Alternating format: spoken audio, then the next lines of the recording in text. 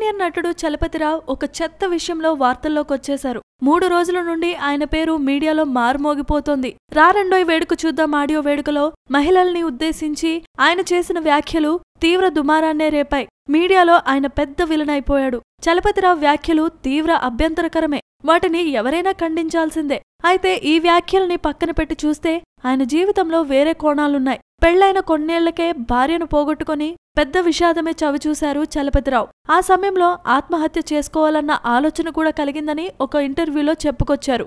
పెళ్లైన కొంతకాలానికే తన భార్య చనిపోయిందని, అప్పటికీ తనకు 3 పిల్లలుండటం, ఆదాయం అంతంత మాత్రంగా ఉండటం, ఆర్థిక సమస్యల్లో కొట్టుమిట్టాడుతుండటంతో ఆత్మహత్య చేసుకోవాలన్న ఆలోచన కలిగినట్లు చలపతిరావు చెప్పారు. అయితే తర్వాత ఆ ఆలోచన మానుకొని పిల్లల కోసం బతకాలని నిర్ణయించుకున్నట్లుగా చెప్పారు. మరో పెళ్లి చేసుకోమంటూ సీనియర్ ఎన్టీఆర్, ఆయన సతీమణి బసవతారకమ్మ ఎంతో బలవంత పెట్టినా తాను అలా చేయలేదని, ఒంటరిగా పిల్లల్ని పోషించానని, ఆ సమయంలో బస్సు ఎక్కితే 10 పైసలు ఖర్చవుతుందని భావించి 10 కిలోమీటర్ల దూరంలో ఉన్న స్టూడియోకు నడిచి వెళ్లేవాడినని చలపతిరావు గుర్తు చేసుకున్నారు. చిన్న పాత్ర అయినా నో చెప్పకుండా అన్ని చేసుకుంటూ వెళ్లానని, రూపాయి చేర్చిపెట్టి 3 పిల్లల్ని గ్రాడ్యుయేట్లను చేశానని, వాళ్లు జీవితంలో స్థిరపడేలా చేశానని చలపతిరావు చెప్పుకొచ్చారు.